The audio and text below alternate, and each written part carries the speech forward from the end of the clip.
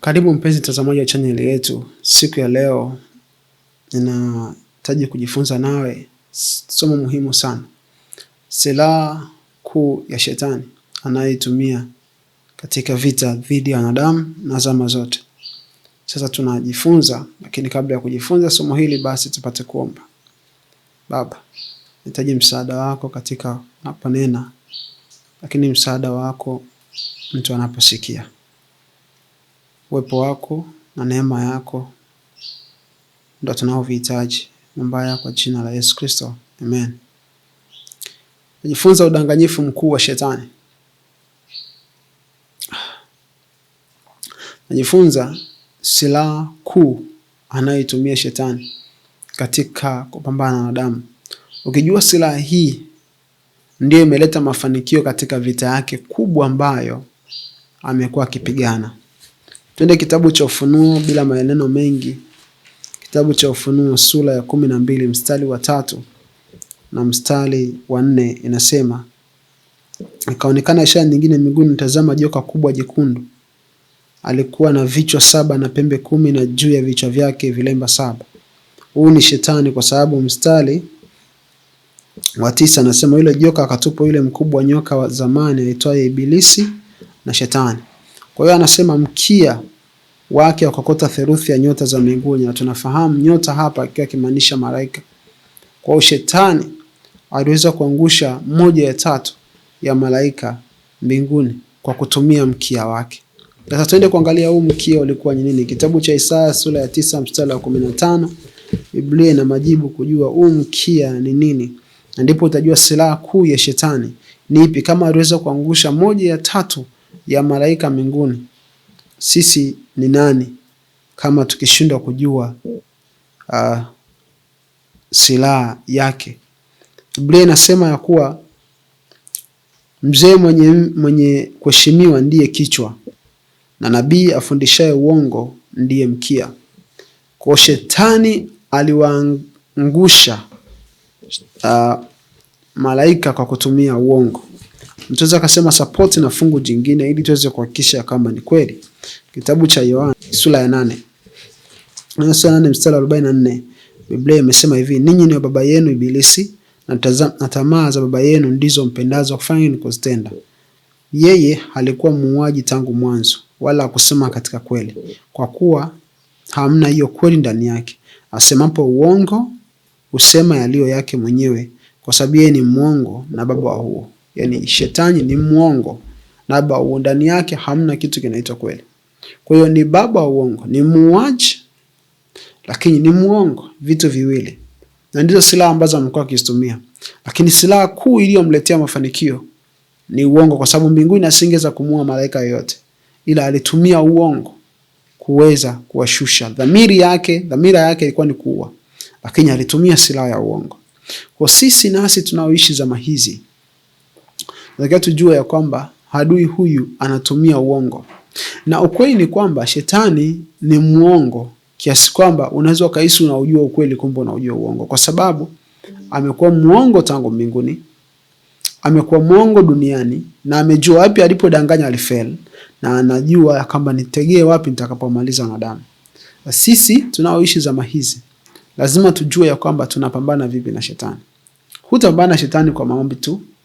Hutapambana shetani kwa kwa kumkemea. Silaha kuu tulionayo ni kweli. Kama silaha anayoitumia ni uongo, silaha tutakayoitumia sisi ni kweli. Na kweli ni nini? Kitabu cha Yohana sura ya 17 mstari wa 17, nadhani tunalifahamu. Anasema watakase kwa ile kweli, neno lako ndiyo kweli. Neno la Mungu ndiyo kweli. Na hata ukisoma kitabu cha Yohana sura ya 8 mstari wa 32, anasema ya kwamba mtaifahamu kweli, na hiyo kweli itawaweka huru. Kumbe tunahitaji kuifahamu kweli, na kweli inatuweka huru. Huru na nini? Huru na dhambi, huru na shetani. Kwa sababu shetani ndiye anayetuvuta kwa sehemu kubwa, si ndio? Katika udanganyifu. Lakini silaha yetu ni nani? Ni Yesu Kristo. Silaha yetu kuu ni Yesu Kristo kwa sababu ndiye kweli. Lakini Yesu yuko mbinguni. Tunawasiliana naye kupitia neno lake. Tunajua ukweli kupitia neno lake. Kwa tunahitaji neno. Sasa mtu anaweza akasema, sasa basi watu wote wanaohubiri, wanaofanya kwa kutumia Biblia basi ni kweli kwa sababu wanatumia neno la Mungu? Hapana. Unatakiwa ujue ya kwamba Shetani anaweza akatumia uongo 98%, ukweli 98%. Lakini atumia uongo 2%, anajua hapo uwezo katoka. Kwa sababu lengo lake tu ni ya kushike mahali. Yaani usiwe huru, yaani usiwe huru, uwe umevutwa tu mahali. Ndiyo njia Shetani anaitumia, kwamba yaani haijalishi unajihisi uko huru kiasi gani, lakini ilimradi tu kuna mahali amekushikilia hauko huru. Ni sawa na mtu mfungwa uhuru, yaani anakuambia hivi hata kufunga gerezani lakini uko kifungo cha nje, kifungo cha nje. Lakini in fact ni kwamba kifungo cha nje ni kifungo, yaani hauko huru.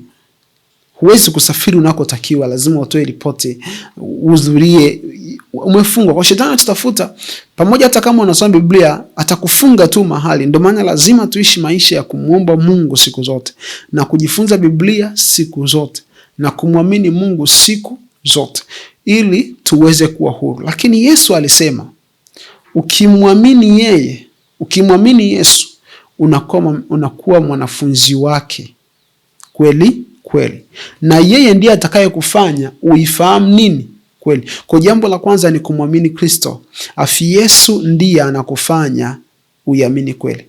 Kosa kubwa tunalofanya ni watu kutafuta Biblia nje na Yesu Kristo. Unakwenda kutengeneza kitu kingine kibaya. Maanake wewe utakuwa unajihisi uko huru, lakini utakuwa umefungwa.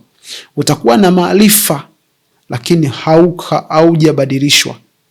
Utakuwa unajua theoretical knowledge, lakini hauna experiential knowledge. Una elimu ya nadharia, lakini hauna elimu ya vitendo na badiliko la kweli na uwepo wa Mungu. Sasa tunachokihitaji sisi ili kushinda hizi ila za huyu adui ni kwa kupitia kumwamini Yesu Kristo, kwa sababu ndiye kweli, si ndio? Na tunamwamini Yesu kama anavyoshuhudiwa na nini? Na Biblia. Hapo tunakuwa salama kuamini yote. Na tunapima uongo wa kila namna kwa kupitia neno la Mungu. Dhamani sentensi nirudie tena na sije nikamchanganya mtu. Ya kwamba tunamwamini Yesu kupitia Biblia inavyomshuhudia. Tunamkubali yeye na tunakabidhi maisha yetu yeye kuwa Mwokozi na kiongozi na mwalimu. Na baada ya kumwamini yeye kama anavyoshuhudiwa na maandiko matakatifu kwa maombi, sasa Roho yake Mtakatifu ndiye anaanza kutufundisha kweli katika maandiko. Na kweli haina tabia ya kujipindisha, imenyooka, iko wazi, inakuacha huru, unashinda, wewe ni mshindi. Kujua kweli hakutakuondolea vita. Shetani atarusha mishale yake ya uongo kwa kila namna, lakini utakuwa na ngao ya imani. Na chanzo cha imani na kusikia, na chanzo cha imani ni neno la Mungu. Sasa kwa hiyo neno la Mungu ni kama linazunguka kwenye kila hatua ya maisha yetu. Hatutaliweka mbali na kudhani tuko salama. Kwa rafiki yangu, ikiwa una swali lolote, unaweza ukani text au ukapiga kwenye namba hii ambayo nitaiweka hapo kwa neema ya Mungu. Lakini ni 0769550806. Nitamki kwa sababu sometimes mtu anaweza asifike hatua ya kufika pointi, kwa sababu sometimes concentration inapungua kwa baadhi ya watu. Sasa nikutie moyo ya kwamba hii silaha ya Shetani ni uongo. Na uongo wa Shetani una layers. Nitaanza kuja kujifunza siku moja kwa neema ya Mungu. Una layers. Yaani kwamba Shetani anakudanganya.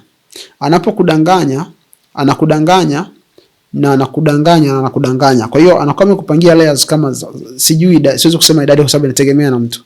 Kwa hiyo unaweza kaamini umeujua ukweli, ukasema nimepona. Alafu kumbe umeingia kwenye layer nyingine ya uongo. Na hiyo layer ukitoka unaweza kusema nimepona, lakini kumbe umeingia kwenye layer nyingine ya uongo. Ndio maana wokovu ni kwa neema, lazima moyo wako mtafute Mungu. Ikiwa utafuta kitu kingine utadanganywa. Lakini ukiwa na moyo wa kumtafuta Mungu, hajalishi atakudanganya mara ngapi, ipo siku utafika kwenye kiini chenyewe ambacho ni kweli. Kwa hiyo lazima tuweke tumaini letu kwa Yesu na kuitumaini la Mungu, kudumu katika maombi na kuamini katika neno la Mungu.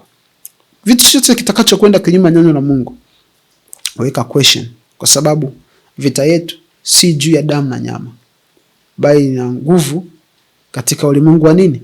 Wa roho. Kwa hiyo sasa kama ni hivyo, tunahitaji neno la nani? La Mungu, sababu ndio lina uwezo wa kupambana kule ambako sisi tuweze kwenda. Sasa weka tumaini kwa Yesu. Ukiwa na swali, ukiwa na jambo lolote ambalo ungetamani tusemezane, basi utanitafuta kwa hiyo namba 0769550406 ili tuweze kusaidizana kwa ajili ya kushinda ulimwengu ulio kinyume na ulimwengu wa Kristo. Maana Yesu ameshinda na sisi tu zaidi ya washindi, kwa sababu yeye aliyemshindi anakaa ndani yetu. Kutakia siku njema kwa jina la Yesu. Amen.